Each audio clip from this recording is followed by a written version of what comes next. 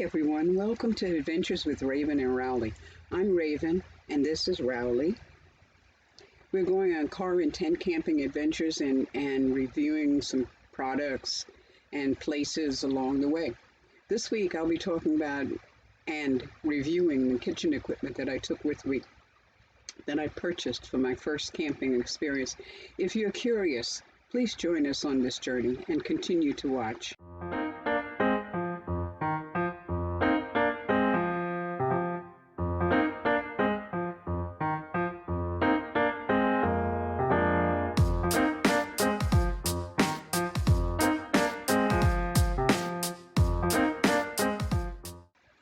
Okay, so I had to redo some of the shots in this video. I had to redo a lot of the shots in this video. Some of them I was holding the camera, and of course I was holding the camera everywhere except on what I was trying to talk about. And then I realized when I looked at that particular video that when I put the phone down and walked over there, you couldn't hear me, but over here you could, you know. So then I said, okay, I looked at microphones and there is no way I could do a Bluetooth microphone. So I had a mic, a clip-on mic, which I don't see here, with a little fuzzy ball on the end and everything. And I had an 18-foot extension cord, so I hooked it to the phone and the mic and talked away. And of course, I got no sound at all. Didn't pick up anything. So I said, okay, I thought about that, and next day I tried two phones, one as a camera and the other one as a microphone. So in that case, you'll see me wearing a fanny pack because I had to carry the phone, you know. Unfortunately, it wasn't until I finished reshooting all of those scenes that I found out that the microphone has static. So I've talked over some of this stuff. I've tried to normalize it. Please forgive my artistry. Forgive my equipment too, you know. But here goes. Okay. This is the Coleman camp table. Not very expensive, really, really, really heavy duty. Really, really good piece of work. Solid, not very heavy. I don't know how many pounds it weighs. I'll have to look it up and put it on the screen, you know.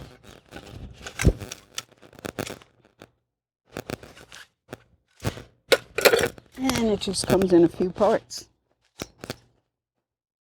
That's it.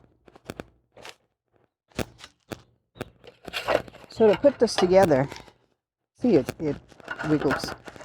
Also stretches a little.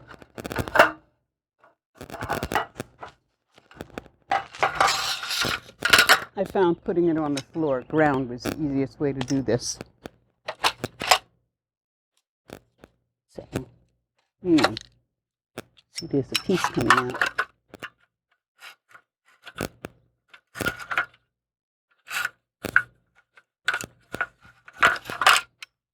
Okay, so when you put this down, you're going to make sure these holes are face up so that you can do the connections. So you kind of just stretch it apart a little bit, you know.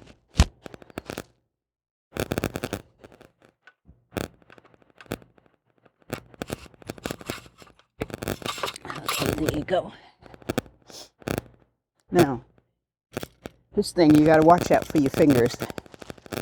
This also has, at the top, it has these little prongs. These little prongs go into the holes that are on the top up here.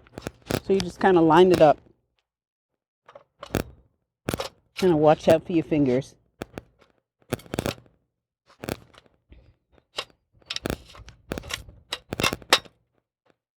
And just push it down in place, that's all. This is made of aluminum.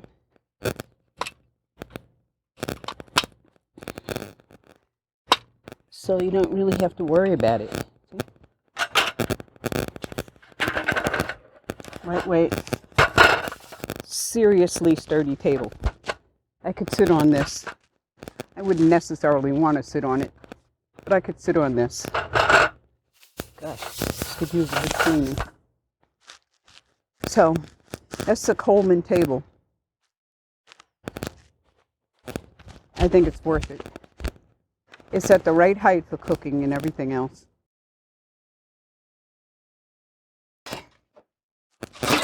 Okay, this is the Coleman stove. I'm sure all of you have seen one before.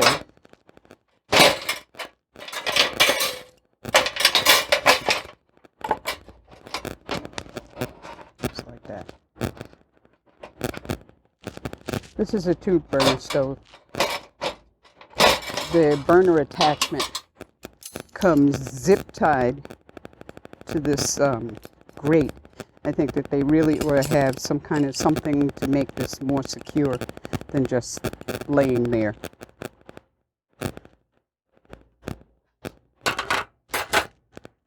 With the zip tie attachment, which you're bound to lose. Anyway, when it arrives, when it comes, the legs are around here, and it secures everything on top in place. It does not hold the grate and the whatever you call that extension burner thingy that attaches the fuel. So that's likely to drop out. They should have something to secure that. At any rate, it's a two-burner stove. So you just kind of flip up the legs so that you got a nice good rest here. Flip it over. Try to avoid putting the feet into the grooves. And then bring out the wind guards. They just kind of snap into place.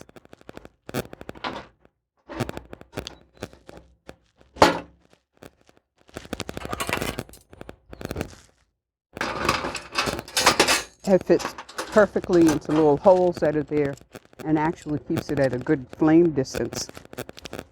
And this just screws into the side. You screw the bottle onto here.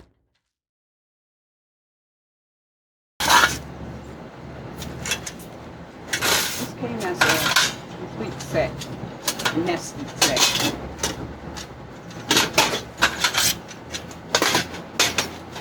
So it packs up nice and tight. It came in a mesh bag, which is somewhere in my car. I found it yet. I figured this for just me. This cook set is really large. I mean, you could probably do a good pound of spaghetti in this pot. It doesn't say how many quarts or anything like that. But this is a solid steel pot, and it's really pretty good. The lid has holes in it for draining, which I found very helpful. And I don't really care for these handles because it feels like to me like they should be able to squish and snap in place to hold it, but they don't. They just kind of hang out there.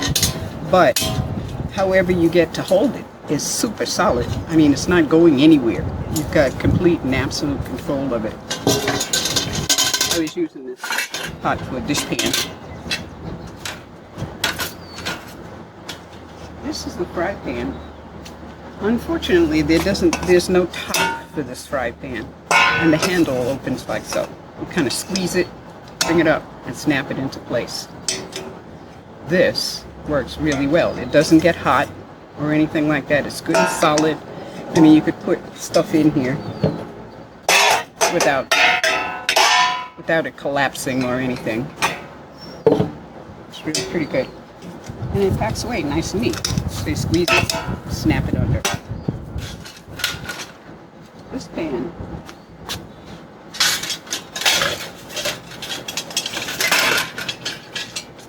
this is the saucepan. It's most likely what I would use, but I haven't used it yet. In fact, the only one I have used is the fry pan.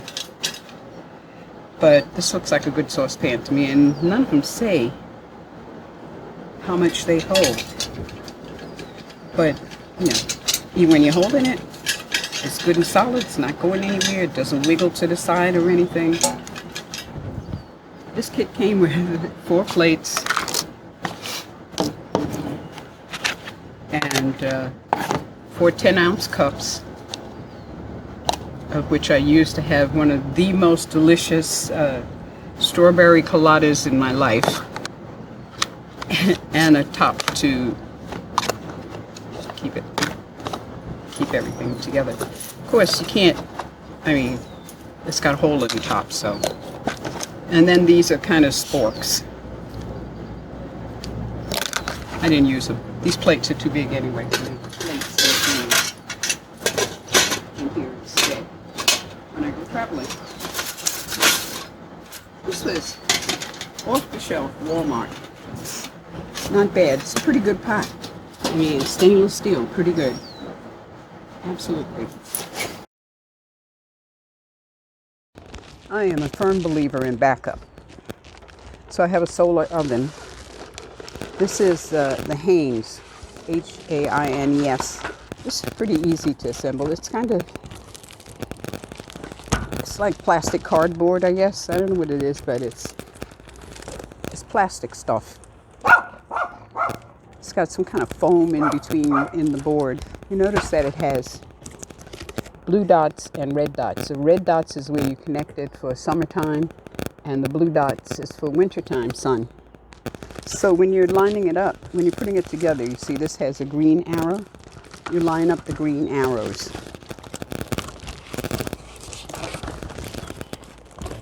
This one with the flaps on the side needs to be on the bottom because you use that to hold it down to the ground. You put weights on it, or you could stake it down if you're in a windy area or whatever. See, so over here I've got the green here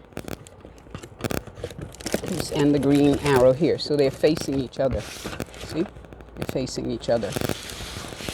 Okay, so since it's summertime here almost, I'm going to connect all of the red dots. These are snaps, and the white snaps. White snaps kind of hold the shape together in the right curvature.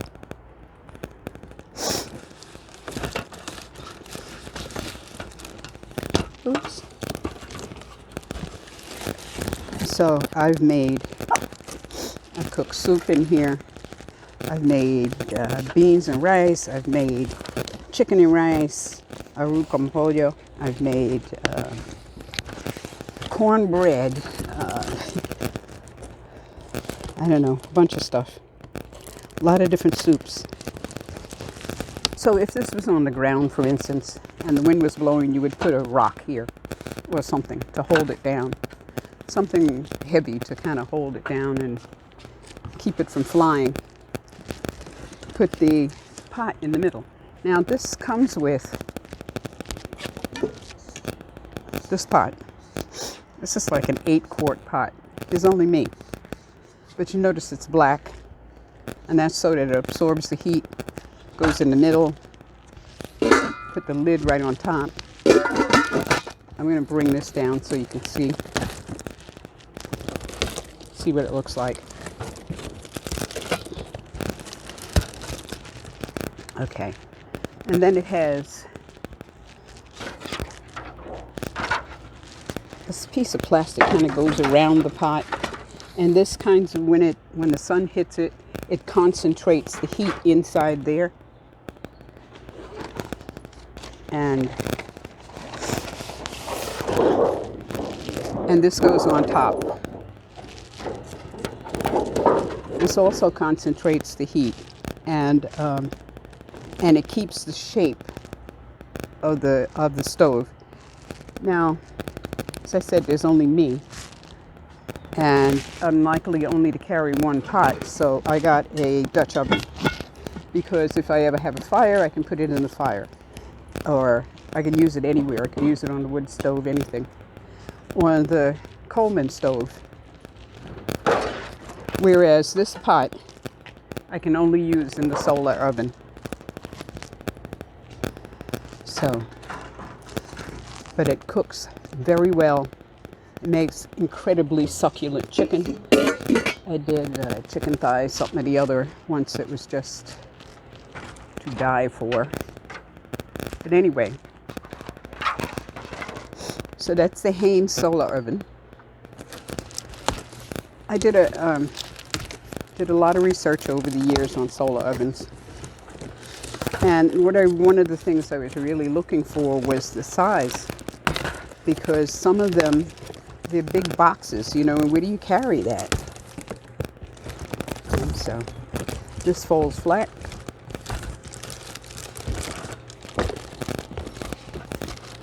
And it actually lives under my bed.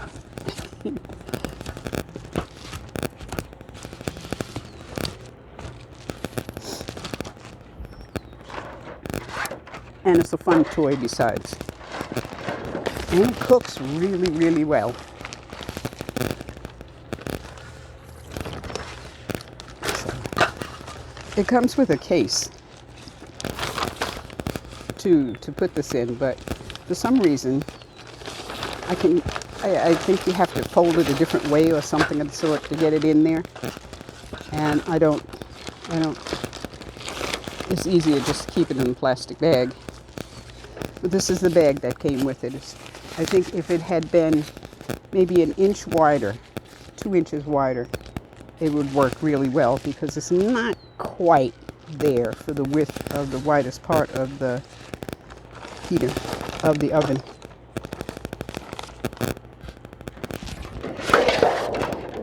So, but I've had this for a couple of years now, and I've used it in the winter and the summer.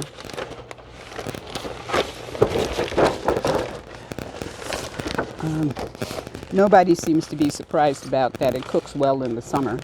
They think but they are surprised in the winter time. And for some reason, the food tastes different. I don't know about that, you know, because it's like barbecuing food. You cook the same food in the same way, with the same preparations on your stove top in the house, and you cook it the same way outside in the barbecue, and it tastes different. I don't know if it's because you're outside or what. It wasn't until I read through this outline and looked at the video that I realized that I never talked about cleanup, or how to clean up the kitchen, right?